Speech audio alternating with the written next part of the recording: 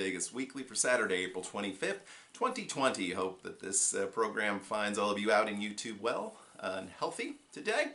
Couple quick housekeeping notes. Thanks to all of you who said such nice things about the Making of Vegas Weekly video that I threw up on Wednesday. A little rough around the edges, but I thought maybe it'd be fun for some of you, and got a lot of positive feedback. So thanks for that. Reminder, this upcoming Wednesday, I'll put together one of those little thumbnail-y things here in the next couple of days, but next Wednesday, 8 p.m. Central Time, that's 9 p.m. on the East Coast, 6 p.m. Las Vegas time. I'll be hosting our more or less monthly live stream. The theme this week is going to be Vegas memories. Let's talk about our favorite Vegas memories, but of course you can join the chat and talk about anything you like. So, hope to see a number of you there. This should have been my week to visit Las Vegas, but obviously events took place which made that impossible. So I'm off on vacation doing nothing.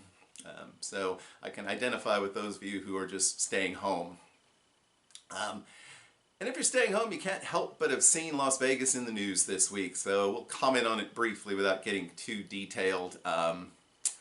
The mayor of Las Vegas, interviewed on CNN, made a few statements which one might consider outrageous and, yeah, provocative, you know, mildly insane. You might ask, who is this woman? Well, she is the wife of the multi-term mayor, Oscar Goodman, who rose to fame back in the 70s for, shall we say, defending figures accused of being part of organized crime. Yeah. That's a good, nice way to put it, so I don't get rubbed out. Goodman was a pretty crazy, outrageous figure in his terms in office, and when he could no longer hold office due to term limits, his wife took over. Well, not literally, the voters voted her in. His and her image seemed to suit the sort of image of Las Vegas as a place where anything goes, and the old, what happens in Vegas stays in Vegas. So, in a sense, she's completely in character. Just as probably, her husband probably would have said something similar. You know, to keep in mind, the mayor of Las Vegas is not a particularly powerful position. Las Vegas has a city manager that does most of the daily administration of the city and its business. The mayor is an at-large member of the city council, having one vote on the council, and presides over council meetings, and otherwise engages in a lot of the sort of frivolity of and ceremonial sorts of things. I mean, you'll certainly find her at any sort of ribbon cuttings, or you would have found her at any sort of ribbon cuttings. And of course, Las Vegas, the city, it represents only a small part of the overall Las Vegas metropolitan area, much of which is unincorporated, including pretty much all of the Strip. But so sometimes the voice that seems the most appropriate to one time and place does not play so well otherwise. I will just point out that there are people on both sides of this argument, some more articulate than the others. But certainly the mayor did the city no good service this past week. When we elect people, we don't really elect the most knowledgeable people, the most intelligent people. We don't elect a head scientist, artist, or historian. Perhaps we should, I don't know. But we mostly select people that reflect our views and seem to be in tune with our own attitudes. And of course, those sometimes change. So. Whatever happens in Las Vegas, I suspect that the mayor will probably be a casualty of these events. It's going to be pretty hard to recover from that. So that's Vegas news this week, and this week in Vegas history is one that also reflects back on a very different time in Las Vegas. It was April 24th, 1950 that marked the grand opening of the Desert Inn. It was called Wilbur Clark's Desert Inn, but old Wilbur had a heck of a time getting it built and eventually had to take some financing from, shall we say, some sketchy figures. Mo Dalitz was pretty much ran the place for the first 15, 20 years it was in existence, and Mr. Clark was simply the front man. But he was the front man for one of arguably the most luxurious, nicest resorts in Las Vegas. It had its own golf course, which hosted a yearly PGA event. Its showroom featured the Las Vegas premiere of Frank Sinatra, who would return on many occasions. Wayne Newton was in residence here for a number of years when he was at the top of his game.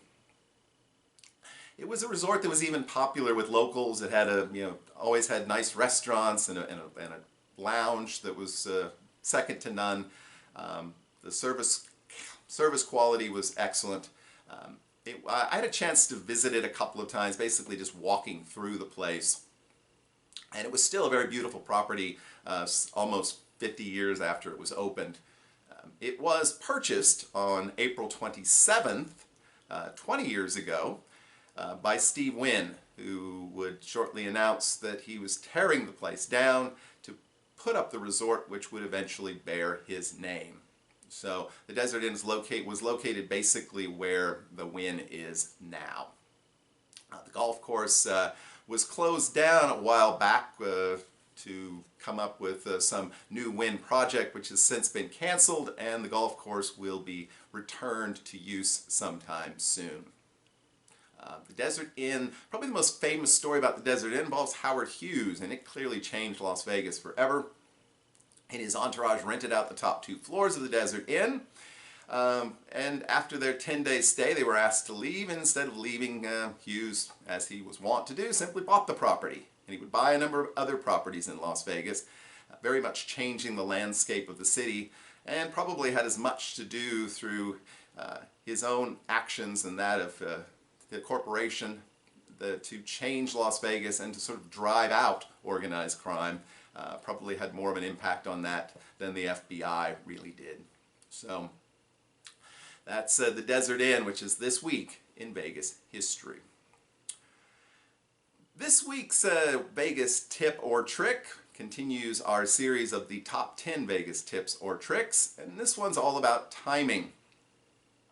When you go to Vegas makes a huge difference in your experience as well as how much you'll pay.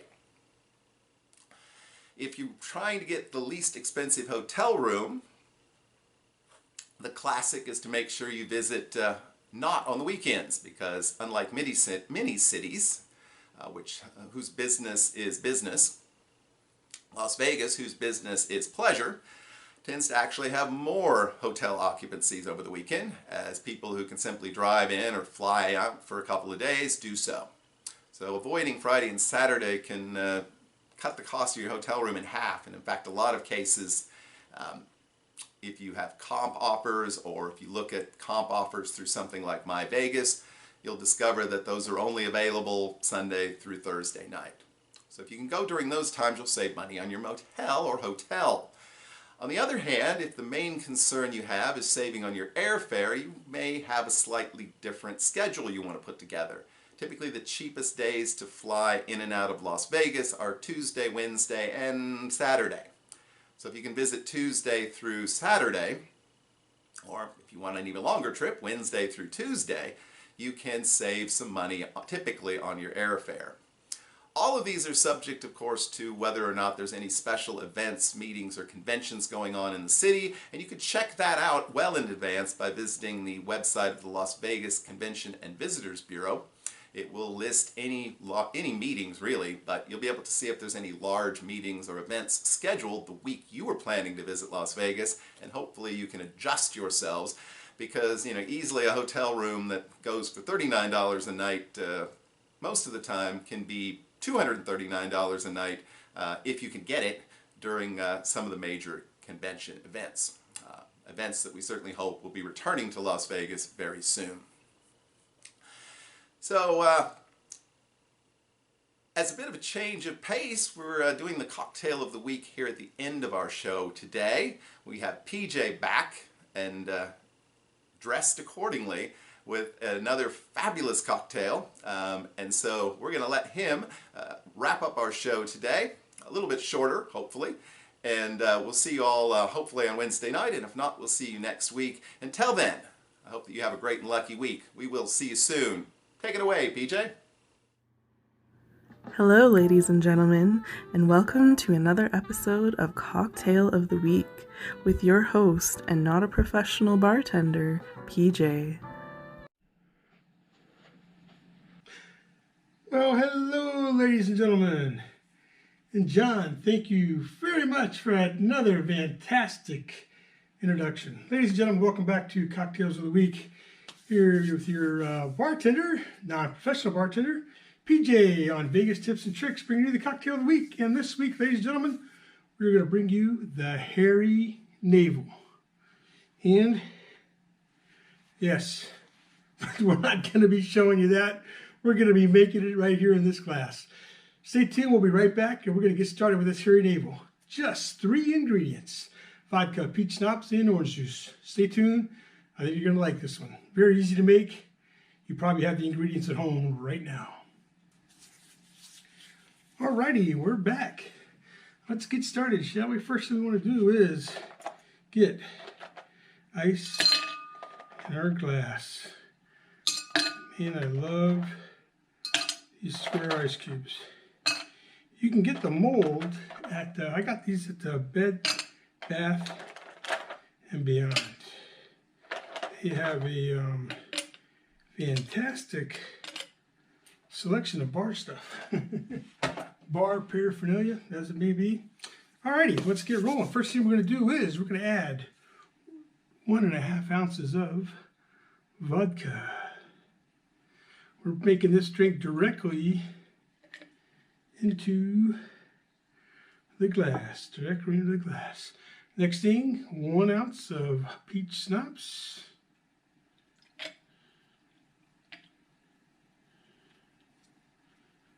Alrighty. And last but not least, we're going to top this off with some orange juice. You want to make sure, ladies and gentlemen, that you shake that up well. And we're going to fill this puppy up pretty much just like that.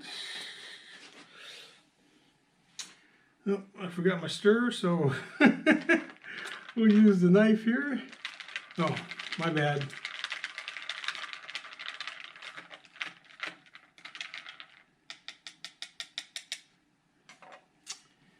Making a mess. We don't want to make a mess. We want this to be perfect for everybody, right? All right, then we're going to top it off with cherry and a little lime wheel. And ladies and gentlemen, there you have it. A Hairy Navel. This is the brother to the sister of the Fuzzy Navel. How's it look? How's it taste? Pretty damn good, right? I think so. So this is what we're going to do. I'm going to step away for just a moment. When I come back, we're going to taste that drink, and I'm going to let you know exactly how good this tastes. Oh man, you can smell it all. Pineapple, or the peach schnapps, the orange juice. Good stuff. We'll be right back. Alrighty, ladies and gentlemen, we are back. Now, let's find out just how good this Hairy Navel tastes. Hairy Navel. The Hairy Navel. Cheers, everybody. We don't need that.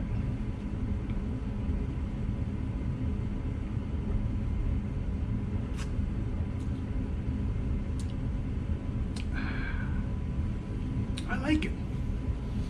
I like it.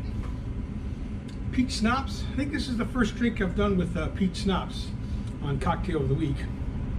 Orange juice and vodka I've done a couple of times. Peach schnapps tastes pretty good. Also with the lime garnish, when you bring this up to take a drink, it's kind of right there, as you can see. So you smell the lime, but the peach schnapps tastes really good. The vodka, the orange juice, nothing's too overpowering. Very good drink. I think you'll like this one. Ladies and gentlemen, the Hairy Navel. Put your hands together. Treat your taste buds to something really sweet. All right. Thanks again for watching another episode of Cocktail of the Week on Vegas Tips and Tricks. Now back to John. Have you tried this, John? You should try this. Take care, everybody. Thank you for watching another fabulous cocktail from PJ. Remember to comment, like, and subscribe, and please drink responsibly.